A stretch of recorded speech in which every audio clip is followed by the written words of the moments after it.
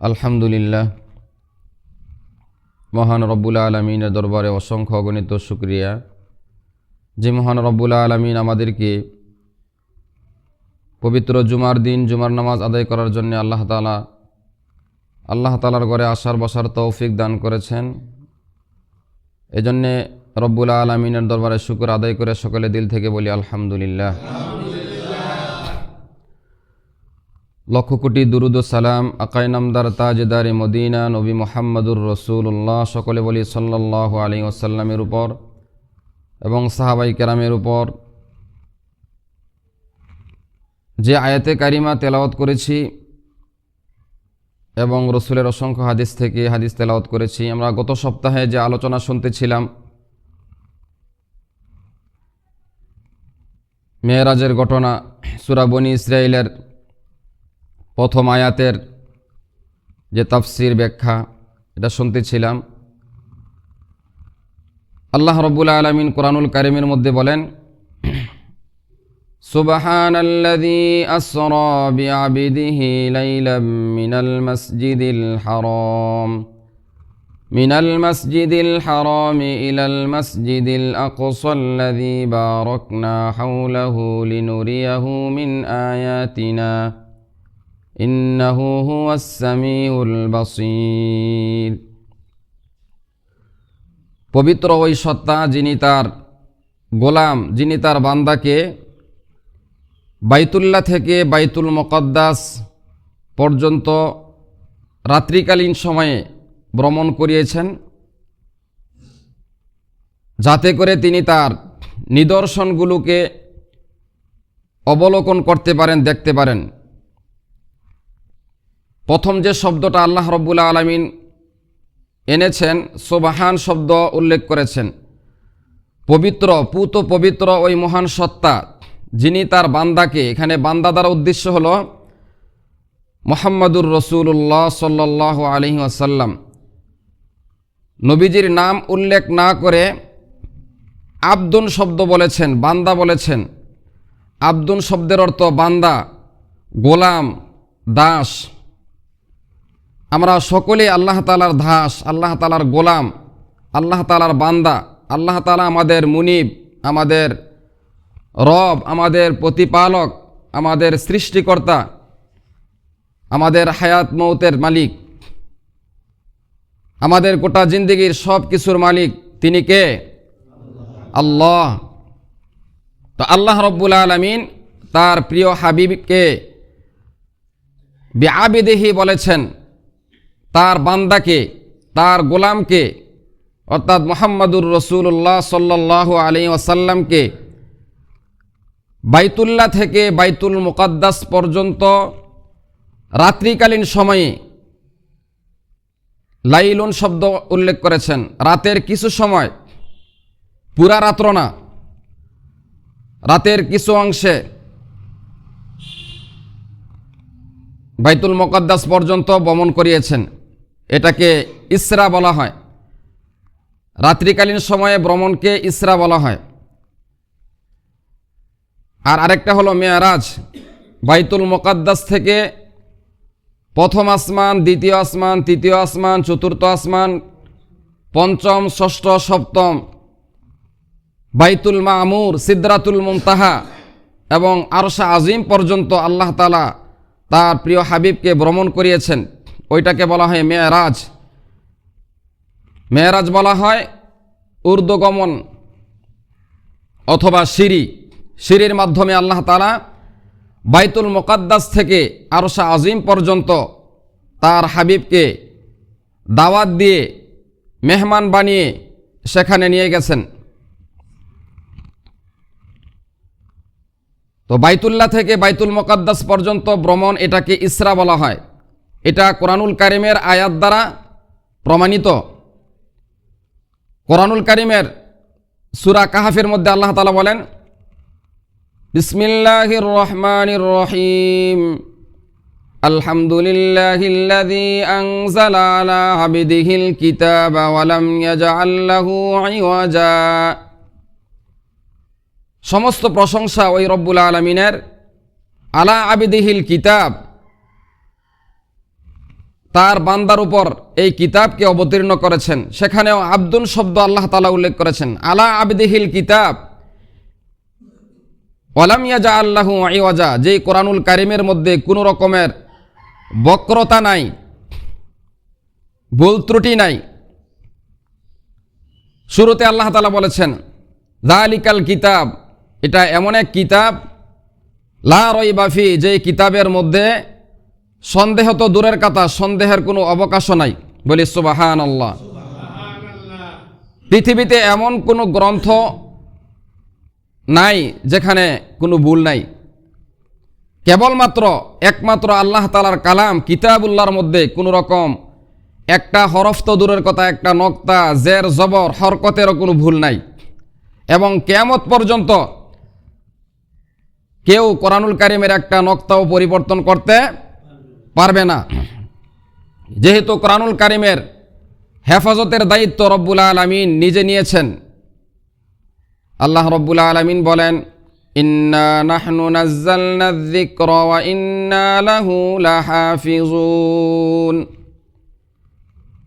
নিশ্চয় আমি এই কোরআনুল কারীমকে অবতীর্ণ করেছি, আমি এই কোরআনুল কারীমকে নাজিল করেছি, আর কোরআনুল কারীমকে আমি কিয়ামত পর্যন্ত এটার হেফাজতের দায়িত্ব জিম্মাদার হলাম আমি রব্বুল আলামিন। যেহেতু রব্বুল আলামিন এই কোরআনুল কারীমের হেফাজতের দায়িত্ব নিয়েছেন, তাহলে বোঝা গেল গোটা দুনিয়ার মানুষ একত্রিত হয়ে কোরআনুল কারীমের একটা নক্তা, একটা হরফকে পরিবর্তন করতে পারবে না। আল্লাহ রব্বুল আলামিন সূরাতুল বুরুজের মধ্যে বলেন বাল হুয়া কুরআনুম মাজিদ ফি লাওহিম মাহফুজ, যেই কোরআনুল কারীম লৌহে মাহফুজের মধ্যে সংরক্ষিত। লৌহে মাহফুজ, লৌহুন অর্থাৎ তক্তা। এই দুনিয়ার জমিনে আমরা যে কাগজের কোরআন দেখি এটা আসল কোরআন নয়। আসল কোরআন আরশ আজিমে লৌহে মাহফুজে আল্লাহ রব্বুল আলামিন কুদরতিভাবে সেখানে সংরক্ষণ করেছেন। লৌহে মাহফুজে আল্লাহ তাআলা এই কোরআনুল কারীমকে সংরক্ষণ করেছেন। দুনিয়ার কোনো মানুষের সাধ্য নাই আল্লাহ তাআলার কালামের পরিবর্তন করবে। আরবের বড় বড় কাফেররা চেয়েছিল কোরআনুল কারীমের মতো কিতাব বানাইতে। আল্লাহ তাআলা চ্যালেঞ্জ করেছেন, তোমরা পারলে একটা সূরা বানিয়ে নিয়ে আসো। কোথাও আল্লাহ তাআলা বলেছেন পারলে তোমরা একটা আয়াত বানিয়ে নিয়ে আসো। ফাইল্লাম তাফআলু ওয়ালান তাফআলু, তোমরা কখনো বানাইতে পারবে না, কারণ এই কালাম, এই কিতাবুল্লাহ, এটা আল্লাহ তাআলার পক্ষ থেকে আল্লাহ তাআলার কালাম, আল্লাহ তাআলার বাণী। দুনিয়ার কোনো মানুষ এই কালামকে বানাইতে পারবে না। আরবের অনেক বড় বড় সাহিত্যিক, আরবের কাফের লিডাররা, তারা চেষ্টা করেও কোরআনুল কারীমের কোনো ভুল বের করতে পারে নাই, সূরা বানাইতে পারে নাই, আয়াত বানাইতে পারে নাই। যেহেতু এই কোরআনুল কারীমের হেফাজতের দায়িত্ব আল্লাহ তাআলা নিয়েছেন, আর এটাকে কিয়ামত পর্যন্ত আল্লাহ তাআলা সংরক্ষণ করবেন। আল্লাহ তাআলা বলেন সমস্ত প্রশংসা ওই মহান সত্তার, যিনি তার বান্দার উপরে এই কোরআনুল কারীমকে নাজিল করেছেন, যার মধ্যে কোনো বক্রতা নাই। 18 নম্বর পারার সূরাতুল ফুরকানে আল্লাহ তাআলা বলেন তাবারাকাল্লাযী নাযালাল ফুরকানা আলা আবদিহি লিয়াকুনা লিল আলামিনা নাযীরা, পবিত্র ওই সত্তা, বরকতময় ওই সত্তা, নাযালাল ফুরকান, যিনি ফুরকান, কোরআনের অপর নাম হলো ফুরকান, যিনি এই ফুরকানকে, কোরআনুল কারীমকে, নাযালাল ফুরকানা আলা আবদিহি লিয়াকুনা লিল আলামিনা নাযীরা, তার বান্দা মুহাম্মাদুর রাসূলুল্লাহ সাল্লাল্লাহু আলাইহি ওয়াসাল্লামের উপর অবতীর্ণ করেছেন, যাতে আমার পয়গম্বর, আমার হাবিব মুহাম্মাদুর রাসূলুল্লাহ সাল্লাল্লাহু আলাইহি ওয়াসাল্লাম কিয়ামত পর্যন্ত যত মানুষ দুনিয়ার জমিনে আগমন করবে, আসবে, তাদেরকে জাহান্নামের ভয় দেখাইতে পারে, জান্নাতের সুসংবাদ দিতে পারে। জান্নাতের সুসংবাদ এই কোরআনুল কারীমের মধ্যে আল্লাহ তাআলা লিখেছেন জাহান্নামের কঠিন শাস্তির বর্ণনাও আল্লাহ তাআলা এই কোরআনুল কারিমের মধ্যে বর্ণনা করেছেন। কোরআনুল কারিমের এমন কোনো সূরা নাই যেই সূরার মধ্যে আল্লাহ তাআলা তার একত্ববাদের কথা বলেন নাই, তার রুবুবিয়তের কথা বলেন নাই, এমন কোনো সূরা পাওয়া যাবে না। প্রত্যেকটা সূরা সূরাতুল ফাতিহা থেকে নিয়ে শুরু করে সূরা নাস পর্যন্ত আল্লাহ তাআলা প্রতিটা সূরার মধ্যে আল্লাহ তাআলা তার রুবুবিয়তের একত্ববাদের আলোচনা করেছেন, তাওহীদের আলোচনা করেছেন, তাওহীদ রেসালাতের আলোচনা করেছেন, আখিরাতের আলোচনা করেছেন, জান্নাত জাহান্নামের আলোচনা করেছেন প্রতিটা সূরার মধ্যে। এর দ্বারা আল্লাহ তাআলা বুঝাইতে চান, হে আমার বান্দারা, তোমরা এই দুনিয়ার জমিনে আসার পর দুনিয়ার এই চাকচিক্য দেখে, দুনিয়ার এই রং তামাশা দেখে তোমরা আমাকে ভুলে যাবে, আখিরাত ভুলে যাবে, পরকাল ভুলে যাবে, আমার উপরে বিশ্বাস তোমাদের কমে যাবে। আল্লাহ তাআলা বারবার আল্লাহ তাআলার পরিচয় দিয়েছেন, বিভিন্নভাবে আল্লাহ তাআলার পরিচয় দিয়েছেন। ইয়া আইয়ুহাল ইনসান মা গররাকা বিরব্বিকাল কারীম, ইয়া আইয়ুহাল ইনসানু মা গররাকা বিরব্বিকাল কারীম। হে মানব জাতি, হে মানুষ, হে আমার বান্দারা,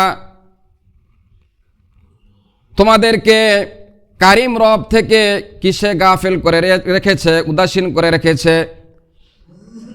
কারিম রব থেকে, সম্মানিত প্রভু থেকে তোমাদেরকে কিসে গাফিল করে রেখেছে? কি কারণে তোমরা তোমাদের রবকে ভুলে গেছো? রবের আওয়াজ শোনার পরেও তোমরা মসজিদে আসো না, কিসে তোমাদেরকে রব থেকে দূরে রেখেছে, গাফিল হয়ে আসো? মা গররাকা বিরব্বিকাল কারীম। আল্লাহ তাআলা বলেন, কারিম রব, সম্মানিত রব থেকে তোমাদেরকে কে দূরে সরাই দিল? সূরা রহমানের মধ্যে আল্লাহ তাআলা বলেন, ফাবিআই আলাই রাব্বিকুমা তুকাযযিবান। হে আমার বান্দারা, তোমাদের জন্মের শুরু থেকে নিয়ে মৃত্যুর আগ পর্যন্ত জীবনের প্রতিটা ধাপে, এমনকি তোমরা যখন মায়ের পেটে ছিলে, যখন তোমাদের অস্তিত্ব বলতে কিছুই ছিলে না, মা এবং বাবা দুইজনের সংমিশ্রণে তোমাদেরকে আমি বানাইলাম। একেবারে নুতফা থেকে, নাপাক এক ফোঁটা পানি থেকে আমি বানাইছি। যেই নাপাক এক ফোঁটা পানি শরীরে লাগলে নাপাক হয়ে যায়, গোসল করতে হয়, এমন একটা নাপাক পানি থেকে আমি তোমাদেরকে সৃষ্টি করেছি। সেটার মধ্যে আমি তোমাদেরকে রক্ত বানিয়েছি, রক্ত থেকে আবার গোস্তের মধ্যে আমি হাড্ডি দিয়ে তোমাদেরকে ধীরে ধীরে আমি তোমাদেরকে বড় বানিয়েছি। মায়ের পেট থেকে নিয়ে, বীর্য থেকে নিয়ে শুরু করে দুনিয়াতে আসার পর এইভাবে করে একদিন, 2 দিন, 1 বৎসর, 2 বৎসর, 40 বৎসর, 50 বৎসর, 70, 80 বৎসর, 100 বৎসর পর্যন্ত আমি তোমাদেরকে যে লালন পালন করলাম, যিনি মায়ের পেট থেকে নিয়ে মৃত্যু পর্যন্ত লালন পালন করেন, তিনি হলেন রব্বুল আলামিন। আল্লাহ রব্বুল আলামিন বলেন, আমি যে তোমাদেরকে এত নিয়ামত দিলাম, এত কিছু আমি তোমাদেরকে দান করলাম, আমার কোন কোন সেই নিয়ামতগুলোকে তোমরা অস্বীকার করবে? ফাবিআই আলাই রাব্বিকুমা তুকাযযিবান। আমার কোন নিয়ামত তোমরা অস্বীকার করবে? সুম্মা লাতুসআলুন্না ইয়াওমাইযিন আনিন নাঈম। আল্লাহ রব্বুল আলামিন সূরা তাকাসুরের শেষ আয়াতে বলেন, অতঃপর আমি তোমাদের প্রত্যেকটা নিয়ামত সম্পর্কে জিজ্ঞাসা করব, সেই নিয়ামতগুলো যথাযথ ব্যবহার করেছো কিনা, নিয়ামতের পরিপূর্ণ হক আদায় করেছো কিনা। আমি প্রতিটা নিয়ামত সম্পর্কে আমি তোমাদেরকে জিজ্ঞেস করব। সুম্মা লাতুসআলুন্না ইয়াওমাইযিন আনিন নাঈম। তাহলে আল্লাহ তাআলা সূরা বনী ইসরাঈল তার পয়গম্বরকে আব্দুন শব্দ উল্লেখ করে বলেছেন, সুবহানাল্লাযী আসরা বিআবদিহি লাইলাম মিনাল মাসজিদিল হারামি ইলাল মাসজিদিল আকসা। এখানে আল্লাহ তাআলা তার প্রিয় হাবিবকে আব্দুন শব্দ উল্লেখ করে সম্বোধন করেছেন। সূরা কাহাফের মধ্যে আল্লাহ তাআলা আলহামদুলিল্লাহিল্লাযী আনজালা আলা আবদিহিল কিতাবা ওয়া লাম ইয়াজআল লাহু ইওয়াজা, সেখানেও সূরা কাহাফের প্রথম আয়াতে আল্লাহ তাআলা তার প্রিয় হাবিবকে বান্দা বলে, গোলাম বলে উল্লেখ করেছেন। কারণ এই ডাক আল্লাহ তাআলার কাছে প্রিয়। আমরা সকলে আল্লাহ তাআলার বান্দা, আল্লাহ তাআলার দাস, আল্লাহ তাআলার গোলাম। আল্লাহ হলেন আমাদের মুনিব, আমাদের প্রভু। সূরা ফুরকানে আল্লাহ তাআলা বলেছেন, তাবারাকাল্লাযী নাযালাল ফুরকানা আলা আবদিহি লিয়াকুনা লিল আলামিনা নাযীরা। বরকতময় পবিত্র ওই সত্তা যিনি তার বান্দা মুহাম্মাদুর রাসূলুল্লাহ সাল্লাল্লাহু আলাইহি ওয়াসাল্লামের উপরে ফুরকান তথা কোরআনুল কারীমকে অবতীর্ণ করেছেন, যাতে করে আমার হাবিব, আমার পয়গম্বর বিশ্ববাসীকে জান্নাতের সুসংবাদ দিতে পারে, জাহান্নামের আযাবের ভয় দেখাইতে পারে। দুনিয়ার আমরা কেউ জাহান্নামের আযাব দেখি নাই, জান্নাতের নাজ নেমত আমরা স্বচক্ষে দেখি নাই, শুধু কানে শুনেছি। আল্লাহ তাআলা কোরআনুল কারীমের মধ্যে জায়গায় জায়গায় জাহান্নামের বর্ণনা দিয়েছেন, জান্নাতের বর্ণনা দিয়েছেন, কিন্তু আমরা স্বচক্ষে দেখি নাই। রসুল আমাদেরকে হাদিসে পাকের মধ্যে জানিয়েছেন, বান্দা যাতে কথা বলতে না পারে, জান্নাত আমরাও দেখি নাই, আমাদের পয়গম্বরও দেখে নাই। আল্লাহ তাআলা তার প্রিয় হাবিবকে দাওয়াত দিয়ে সপ্ত আসমানে আরশে আজিমে আল্লাহ তাআলা তার প্রিয় হাবিবকে নিয়ে যান। পয়গম্বর যখন আল্লাহ তাআলার দিদারে যান, জান্নাত জাহান্নাম সব কিছু স্বচক্ষে অবলোকন করেন, সব কিছু দেখেন। কি কি গুনাহের কারণে কি কি শাস্তি হয় সেগুলো পয়গম্বরকে আল্লাহ তাআলা দেখিয়েছেন। এবার যখন বাইতুল মুকদ্দাস থেকে আল্লাহ তাআলা লিফটের মাধ্যমে সিঁড়ির ব্যবস্থা করে দিলেন, কুদরতিভাবে আরশে আজিমে চলে যান। সেখানে যাওয়ার পর প্রথম আসমানে যেই ফেরেশতা নিয়োজিত, প্রথম আসমানে আদম আলাইহিস সালাতু ওয়াস সালাম, এবং যেই ফেরেশতা প্রথম আসমানের দায়িত্বশীল সেই ফেরেশতার কাছে গিয়ে যখন অনুমতি চায়, তিনি অনুমতি দেন, দরজা খুলে প্রবেশ করেন।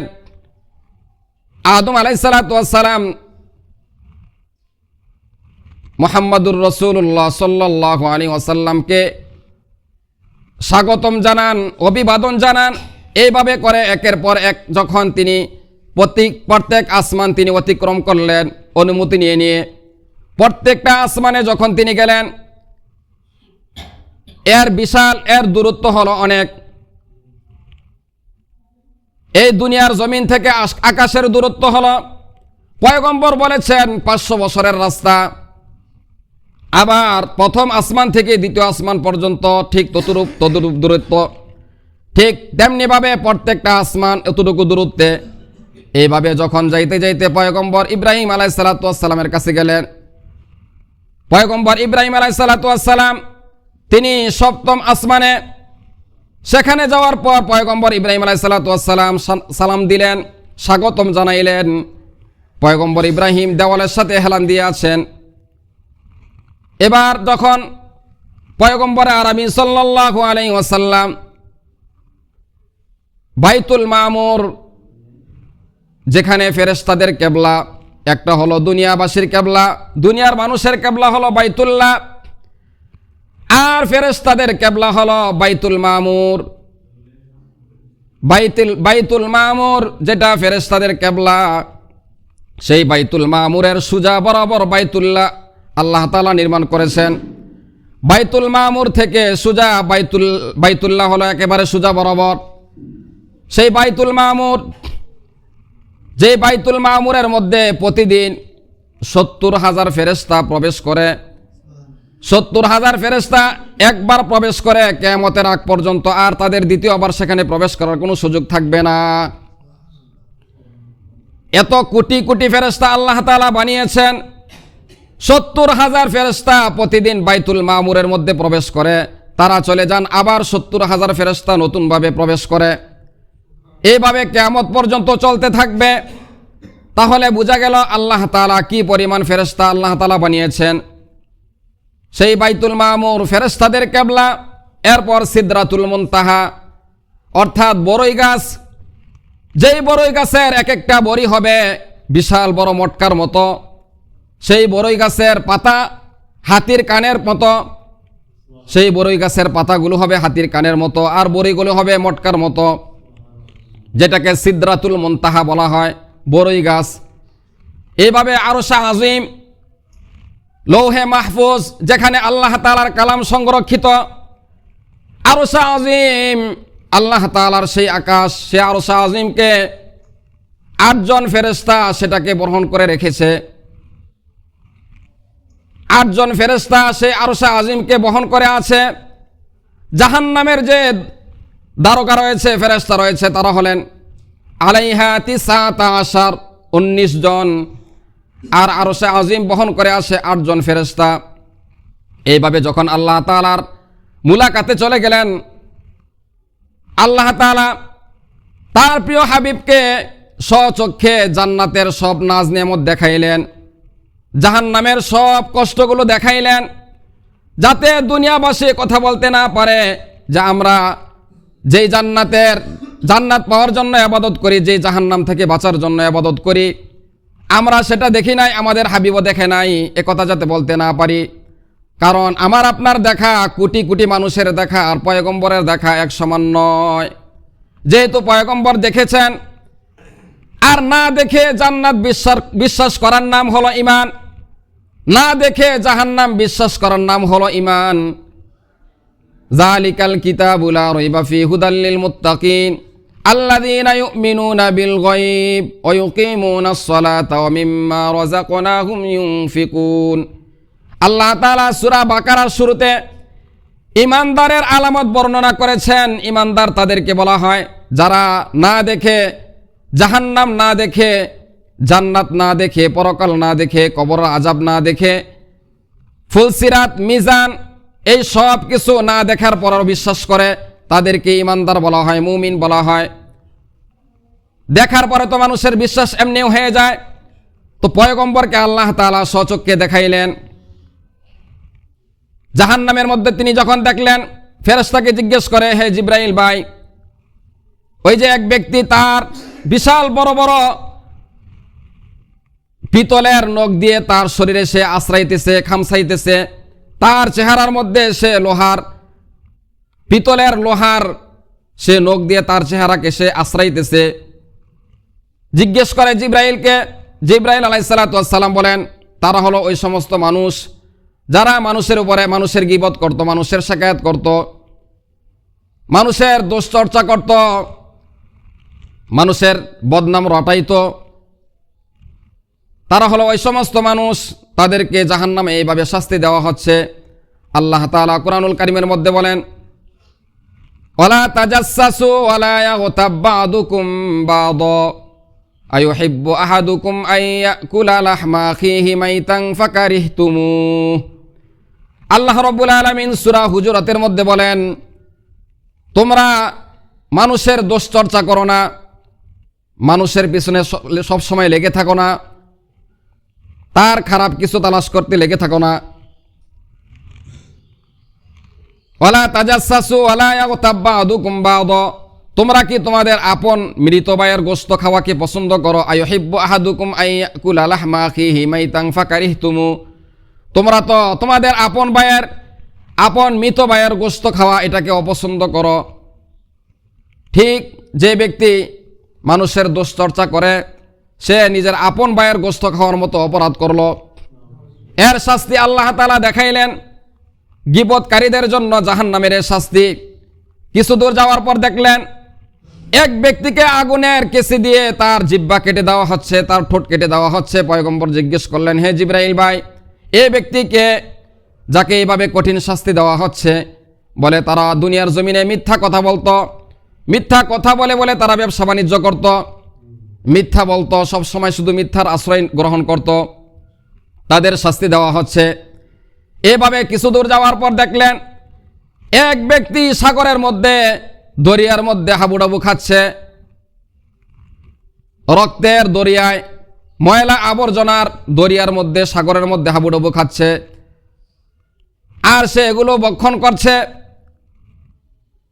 পয়গম্বর জিজ্ঞেস করলেন এই ব্যক্তিকে, জিবরাইল বললেন, এই ব্যক্তি হলো দুনিয়াতে সুদ খাইত, ঘুষ খাইত, তার শাস্তি এইভাবে দেওয়া হচ্ছে। আরেক ব্যক্তির মাথার মধ্যে একজন ফেরেশতা বিশাল বড় পাথর নিয়ে তার মাথার মধ্যে নিক্ষেপ করতেছে। পাথর যখন তার মাথার মধ্যে গিয়ে আঘাত লাগে, সাথে সাথে তার মাথা চূর্ণ বিচূর্ণ হয়ে বিভিন্ন দিকে ছিটকে পড়ে যায়। এবার ফেরেশতা যখন পাথর আনতে যায়, আবার ওই অপরাধীর মাথা আবার আগের মতো হয়ে যায়। এইভাবে তাকে বারবার শাস্তি দেওয়া হচ্ছে, বারবার শাস্তি দেওয়া হচ্ছে। পয়গম্বর জিজ্ঞেস করলেন, হে জিবরাইল, একে? বলে, ইয়া রাসূলুল্লাহ, সে হলো ওই ব্যক্তি যে দুনিয়ার জমিনে বিনা ওজরে, কোনো প্রয়োজন ছাড়া বিনা ওজরে সে ফরজ নামাজকে পরিত্যাগ করেছে, ফরজ নামাজকে ত্যাগ করেছে বিনা কারণে। এই ব্যক্তি দুনিয়ার জমিনে নামাজকে ত্যাগ করেছে, নামাজ পড়ে নাই, এজন্য তাকে শাস্তি দেওয়া হচ্ছে। জাহান্নামীদেরকে যখন আল্লাহ তাআলা জিজ্ঞেস করবেন, মা সালাকাকুম ফি সাকর, তোমরা জাহান্নামে কেন আসলে? জাহান্নামীদের তখন একটাই উত্তর হবে, ক্বালু লাম নাকু মিনাল মুসাল্লিন, আমরা জাহান্নামে আসার কারণ হলো আমরা দুনিয়াতে নামাজ আদায় করি নাই, নামাজ পড়ি নাই, এজন্য জাহান্নামে আসছি। বলি নাউজুবিল্লাহ। এইভাবে বেনামাজিকে বিশাল বড় পাথর দিয়ে তাকে আঘাত করা হচ্ছে। এইভাবে জাহান্নামের বিভিন্ন রকমের চিত্র দেখানো হইতেছে। এবার জান্নাতের নাজ নেমত দেখাইলেন, জান্নাতের বাগিচাও দেখাইলেন। আল্লাহ তাআলা জাহান্নামের সব কিছু চিত্র দেখাইলেন, জান্নাতের নাজ নেমত দেখাইলেন। রব্বুল আলামিন তার প্রিয় হাবিবকে দুনিয়ার জমিনে বিভিন্ন রকমের বিধান আল্লাহ তাআলা অবতীর্ণ করেছেন, নাজিল করেছেন। প্রত্যেকটা বিধিবিধান হযরত জিবরাইল আলাইহিস সালাতু ওয়াস সালামের মাধ্যমে, ওহীর মাধ্যমে, কোরআনুল কারীমের আয়াতের মাধ্যমে জানিয়ে দিয়েছেন। কিন্তু আল্লাহ তাআলা একটা ইবাদত, কেবলমাত্র একটা আমল, নামাজের আমল, যেই নামাজ আল্লাহ তাআলা তার প্রিয় হাবিবকে আরশে আজিমে ডেকে সেখানে নিয়ে হাদিয়া দিয়েছেন। বলি সুবহানাল্লাহ। আল্লাহ তাআলা ইচ্ছা করলে জিবরাইলের মাধ্যমে কোরআনের আয়াত অবতীর্ণ করে এই নামাজের বিধান দিতে পারতেন। সেটা না করে আল্লাহ তাআলা আরশে আজিমে তার প্রিয় হাবিবকে নিয়ে গেলেন নামাজকে হাদিয়া হিসাবে দেওয়ার জন্যে। আল্লাহ তাআলা তার প্রিয় হাবিবকে 50 ওয়াক্ত নামাজ দান করলেন। আমার আপনার পয়গম্বর 50 ওয়াক্ত নামাজ নিয়ে লম্বা ঘটনা, নবীজি চলে আসতেন। এবার যখন পয়গম্বর মুসা আলাইহিস সালাতু ওয়াস সালামের সাথে সাক্ষাৎ হয়, পয়গম্বর মুসা বলেন, আপনার উম্মত 50 ওয়াক্ত নামাজ পড়তে পারবে না, আপনি কমিয়ে আনেন।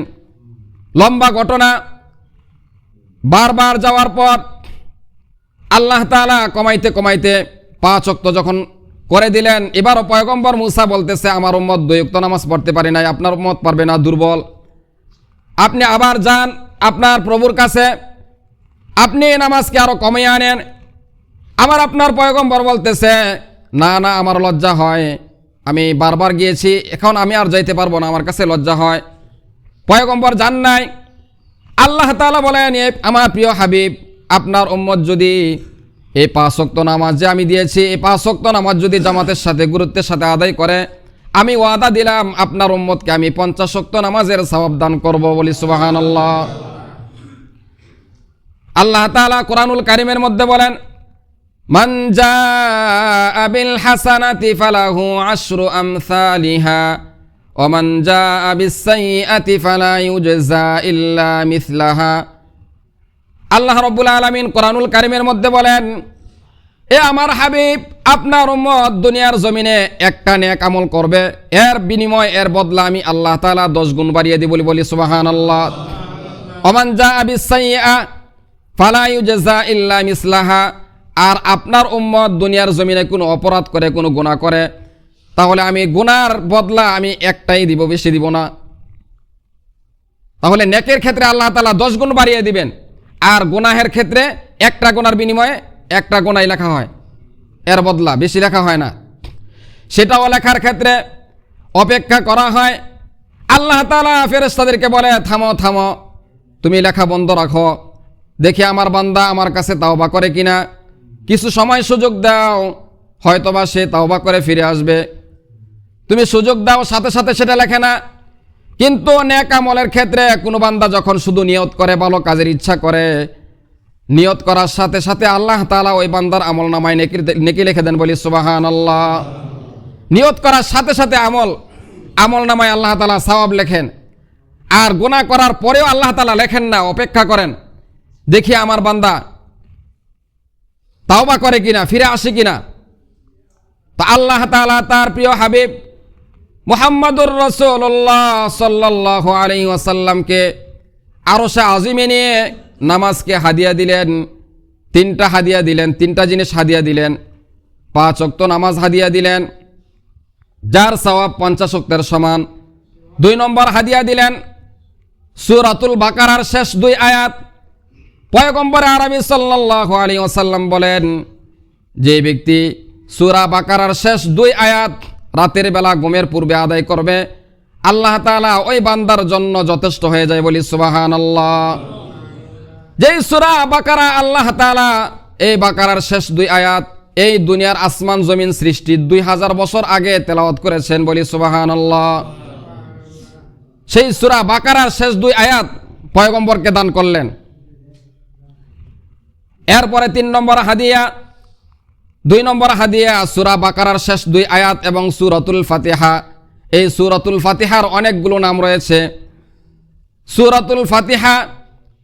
সূরাতুল ফাতিহা যেটা আমরা প্রত্যেক নামাজের শুরুতে পাঠ করি, ফরজ নামাজ, নফল নামাজ, সুন্নত, বেতের সব নামাজের শুরুতে সূরাতুল ফাতিহা তেলাওয়াত করি।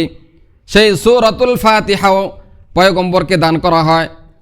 3 নম্বর হাদিয়া, আল্লাহ তাআলা জানিয়ে দিলেন, এ আমার হাবিব, আপনার উম্মত, সে যদি পৃথিবীতে এমন কোনো অপরাধ নাই, এমন কোনো গুনাহ নাই যেই গুনাহ আমি ক্ষমা করি না, ক্ষমা করব না।